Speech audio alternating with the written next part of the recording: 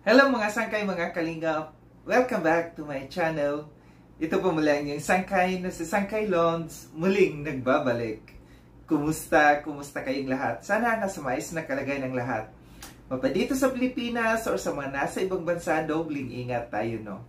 So, mega love shout out sa inyong lahat sa Team Sangkay Original, Team Sangkay Sponsors, Team Kalingap, Kuya Val, at Edna Kalingap Rob. Sa lahat ng aking mga followers, supporters, and subscribers, sa mga lolos, lolas, FWs, and PWDs, mega love shout out sa inyong lahat, and of course, I love you all. Ayan. Mega love shout out sa lahat ng aking mga sponsors kay Tita Bing. Ang kanyang YouTube channel ay Horbin TV Vlog. Subscribe po natin. Ang tita kong Vayot, si Tita Mina Jaramillo. Si Mamita ng San Diego, California. Si Manay Tere ng San Diego, California. At sa lahat ng mga nagmamahal kay Sangkay, mega love shoutout sa inyong lahat. Mega love shoutout din, no, sa mga patuloy na sumusubaybay sa akin, no. Yung mga nagko-comment dyan na aking kinukuha yung kanilang mga pangalan para may shoutout. Mega love shoutout kay Melrio Balatbat, Kapampangan siguro to kasi yung pagkakalam ko mga Balatbat ay Kapampangan. No, kay Papsi Lacambra and also kay Maria Batiog, no? Also kay Tita Pia Payne at saka kay Tita Sapia Dido ng Paris, France. So sa inyong lahat, mega love shoutout sa inyong lahat. Ngayong araw na ito mga sangkay, gagawa ako ng reaction video. Ito patungkol sa live na aking napanood kay Ate Edna, no? Na meron siyang paalala dito sa ating lahat, lalo't lalo na dyan sa mga viewers, no? Na naglaganap yung mga scammers, no? Yung mga mandurugas dito sa social media, no? And also, no, yung pinaka-main na ating pag-uusapan dito, yung patungkol dito sa sinabi ni Ate Edna, no, na mga reactors na nakikipagbanatan sa kapwa reactor, no? Meron akong video clips ipanunod sa inyo din after natin na mapanood. Magbibigay ako ng opinion or kuro-kuro patungkol dito. Tara mga sangkay, mga kalingap, panoorin natin. Mga naghihingi po ng abuloy, naghihingi ng nagbebenta ng kape online na na-chat po sa inyo. Hindi po ako yan. Huwag po kayo basta-basta mabigay ng bayad. Sinungaling po, wala ng pag-asa. Huwag po kayo maniwala pala kahit reactor o ano, kalinga partner, John Carl 18 Gin, kahit ang kanilang founder si Yang Mi, hindi kaya buwagin. Ito mga reactor na naninira ng kapwa reactor, huwag niyo pong paniwalaan.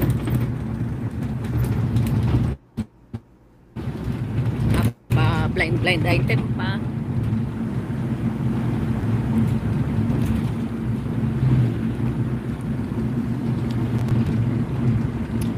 Dapat ang content, ano, sabihin ang ano,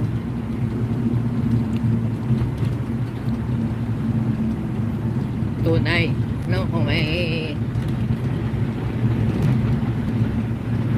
basihan.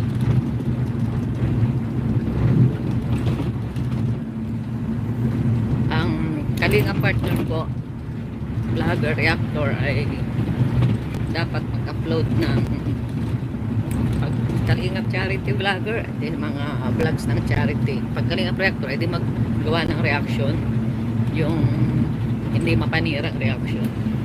Ano, mga basher, no? Minsan mga kapwa pa Kalingap ay yung pa magbaba sa inyo. Kaya nyo na lang huwag intindihin ng mga hindi nakakaintindi. Bago mo daw tingnan yung puwing ng iba, yung puwing mo muna ang tingnan mo. Mas malaki pa, gatahilan pa yung puwing mo kesa dun sa puwing ng kapwa mo, ano. So yun mga sangkay, mga kalingap, at pinapanood, no, yung video clips na aking kinuha mula doon sa live ni Ate Edna. Ito yung sila yung nasa daan, no. Pasensya na yung kanyang live medyo putol-putol kasi nagre-reconnecting. So, mayroong mga lugar na kailang dinadaanan ay mahina ang signal, nawawala-wala yung kanyang live, no. Dito muna tayo sa sinasabi ni Ate Edna, no, na huwag kayong maniwala sa mga nandiyan dyan, no, na mga nagme-message sa inyo, mga nagbebenta ng kape, or nangongolekta ng pera dahil merong patay, di umano, no. Marami na kasi yan, no. Marami na dito sa loob ng Kalingap na biktima, no, na mini-message, no, na kung nagpapanggap na si Ate Edna, nanghihingi ng pera. Ilang beses na yan, no, na biktima sila, no, na ginagamit yung pangalan ni Ate Edna. So, huwag kayong basta-basta maniniwala, no.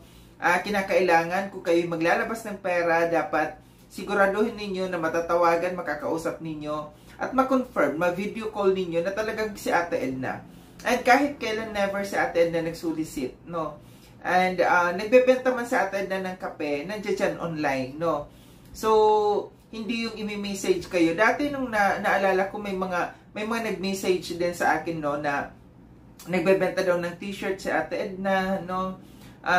Tapos nanghihingi ng ng bayad, paunang bayad, no, nagpapanggap na si Ate Edna. Huwag kayong maniwala, no.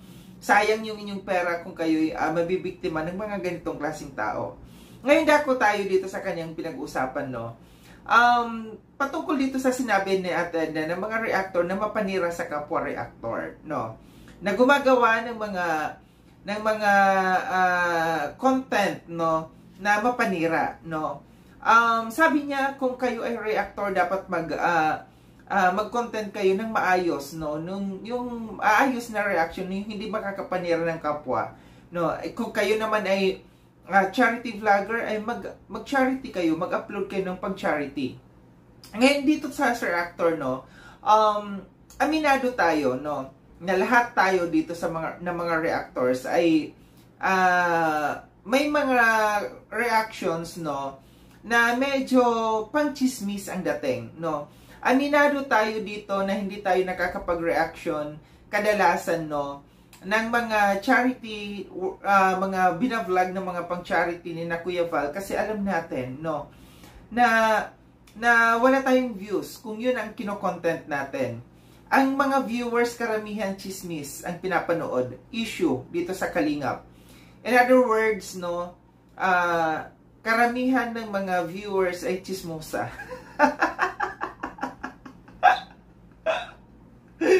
Bato-bato sa langit, tagtabaan, huwag magagalit.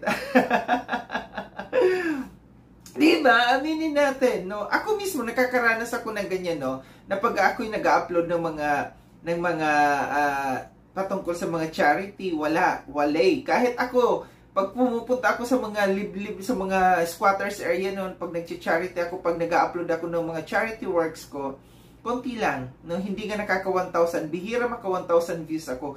Pero, wag ka, pagka-chismis ang pag-uusapan natin dito, aba, ang dami.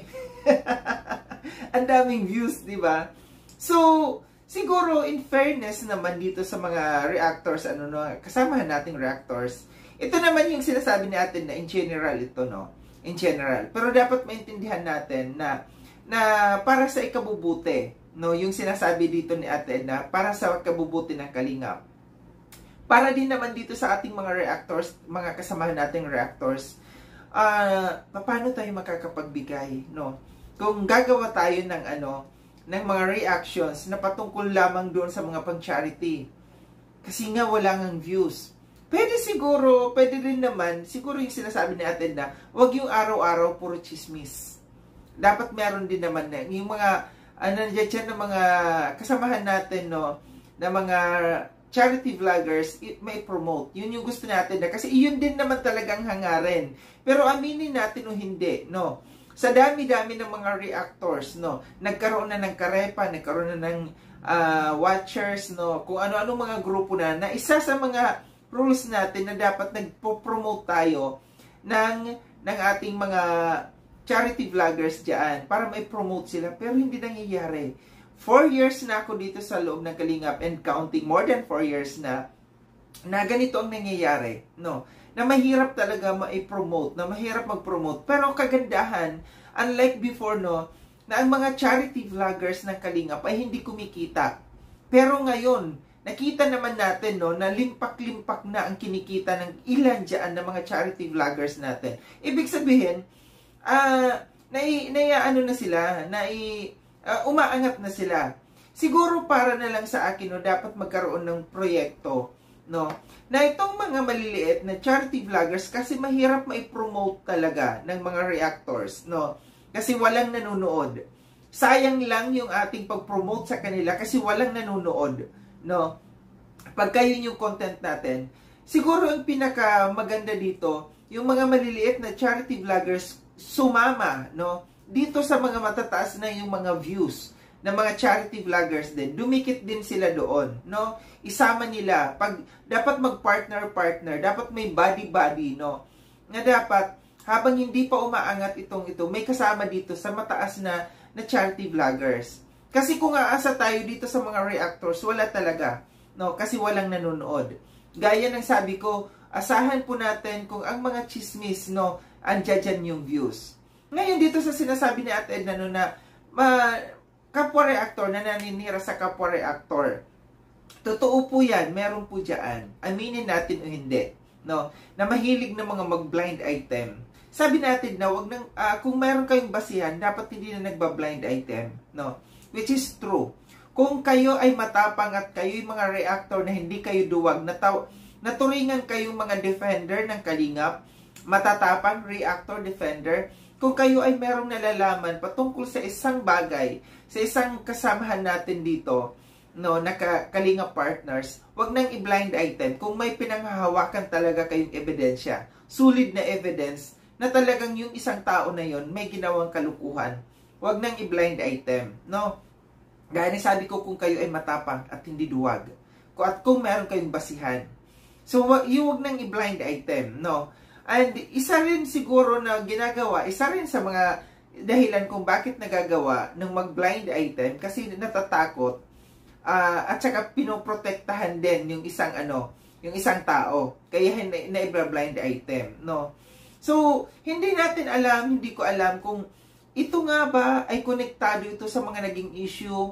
Kasi nabanggit dito ni Ate na yung si Yang Mi, na sinasabi ni Ate na walang makakatibag dito sa grupo ni Yang Mi, kay Yang Mi, no? Meron ba itong connection ba ito dito sa mga naging issue, sa mga kasamahan nating reactors, no, na binabanatan yung grupo ni Yang Mi? Ito ba yung mga reactors na ito yung ang sinasabi ni Ate Edna? Kasi hindi malinaw, no, kasi putol-putol nga, medyo mahina yung nagre-reconnecting yung kanyang net dito sa sa kanyang live na ito. Konektado ba ito sa mga kasamahan nating reactor, no, na nagko-content against dito sa Jomcar 18? Kasi alam natin marami tayong kasamahan dyan na nagko-content, no, at binabanatan yung ibang mga grupo dito. Ito siguro yung sinasabi ni Ate Edna, no, na mapanira sa kapwa reactor, no. Gaya ng sabi ko, kung matapang ka, dapat pangalanan mo, no, di ba? Dapat kung matapang, at kung meron kang solid na evidence, dapat ibulgar, di ba? Kasi ako sa totoo lang, kung ako, sinabi ko na ito sa dati kong live, no, ay reaction na, kung ako ay merong basihan, kung meron akong pinanghahawakan, why not na hindi bulgar, di ba? Para matigil kung ano man ang kalukuhan na ginagawa. Huwag nang i-blind item pa, huwag nang magpasaring pa dyan. So ito yun, siguro yung sinasabi ni Ate Edna. Hindi ito pinapatungkulan sa isang reactor, kundi ito ay in general, no, sa ating lahat, pangkalahatan sa ating lahat. Siguro reminders lang naman ito ni Ate Edna sa atin, no, na wag nang nagki-create kasi ng kaguluhan sa ganito, no, na mga pasaring, mga blind item na mga kasamahan natin dito. But in fairness dito sa Kalingap, no, ito lang yung isa sa kagandahan dito sa Kalingap. Dahil pag nagkakaroon ng kaguluhan sa Kalingap, no, reactor to charity vloggers, nagkakaroon ng issue, nawawala ka agad. Hindi tumatagal ng isang linggo, natatapos ka agad yung issue. Yun yung maganda dito. Nagkakaroon man ng mga ganitong issue dito sa Kalingap, nagkakaroon man ng mga bangayan, sasabihin ng mga, karamihan ng naririnig natin na nababasa natin ng mga comments dyan sa mga upload natin, pagka mayroong mga bangayan, may mga issue, sasabihin, ang gulo-gulo ng Kalingap. 4 years and mahigit ng 4 years ako dito sa Kalingap, ganito at ganito talaga dito sa Kalingap. Pero ang isa sa maipagmamalaki natin dito, biglang nawawala. Natatahimik ka agad. No? Napuputol ka agad yung issue. Diba? Ganun lang naman eh. Wala kasing perfect. Walang perfect dito sa ibabaw ng mundo. Hindi nyo maiiwasan na magkaroon ng issue dito sa Kalingap. Sa mga viewers na sinasabi na, ayaw ko na sa Kalingap kasi ang gulo-gulo sa Kalingap. Masanay na kayo. Diba? Ang tagal-tagal na dito natin sa Kalingap. Dapat ganito at ganito ang nangyayari. Hindi maganda kung walang issue. Patay ang tahimik. Tahimik, patay ang ang kapaligiran. Tahimik ang kapaligiran kung walang issue. Mas magandang may issue para mas nagiging alive ang karamihan. Di ba? At lalong nagkakaroon ng views. Aminin natin hindi. Nagkakaroon ng views ang mga reactors and yung mga chismosa naglalabas.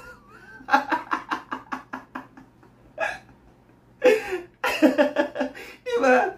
Aminin natin, malaking tulong yung mga reactors, no? Sa mga viewers natin chismosa kasi naglalabas sila. Para sila mga palaka, di ba? Pag umuulan ng palaka, dyan kukak sila. Ang iingay, di ba? Ganun lang. Huwag natin masyadong seryosohin kung meron man tayong mga issues dito sa Kalingap, di ba? Normal lang yan sa buhay ng tao. Walang perfect dito sa ibabaw ng mundo na magiging smooth ang lahat, di ba? Kahit sa mag-asawa, sasabihin, wow, laging naglalabing-labing yung mag-asawa. Walang labing-labing lagi. Walang tuloy-tuloy na labing-labing. Nandiyan din yung awayan. Diba? Parang isa na rin sa lambingan na yon. Yung mga awayan, yung mga bangayan dito sa sa loob ng Kalingap, lambingan na rin lang yan. Tingnan nyo, natatapos din, natatahimik din. 2, 3 araw, naingay ng Kalingap, pang-4 na araw, wala, biglang tahimik. Iba na naman. Diba? Masanay na tayo. Wag na natin masyadong pakadibdibin pa kung meron man mga issues, meron man mga kaguluhan, kung ang mga reactors may mga isinisiwalat dito. Be thankful tayo kung may mga naisisiwalat ang mga reactors. But ang lang natin dito, siguraduhin lang na ang isinisiwalat ng mga reactors natin, kasamahan nating reactors, may katotohanan at mayroon tayong mga basihan. So ito lang ang aking reaction patungkol dito sa aking napanood kay Ate Edna, no? Na wag natin din i-bash si Ate Edna kung tayo man ay natatamaan, kung tayo man ay nasasapul dito pagka si Ate Edna nagre-relto, kasi yan po'y paalala bilang isang nanay dito sa loob ng Kalingap. So muli maraming salamat mga sangkay na sa panonood. Sa mga hindi pa nakapag-subscribe kay Sangkaylon, subscribe na po ako. Click yung notification bell para updated kayo sa lahat ng mga videos na aking gagawin. Like and share itong video na ito mga sangkay. Kita-kits tayo ulit sa susunod na video na aking gagawin. Ingat kayo sa agdako ng mundo man kayo naroroon. Paalam na mga sangkay, mga Kalingap, paalam.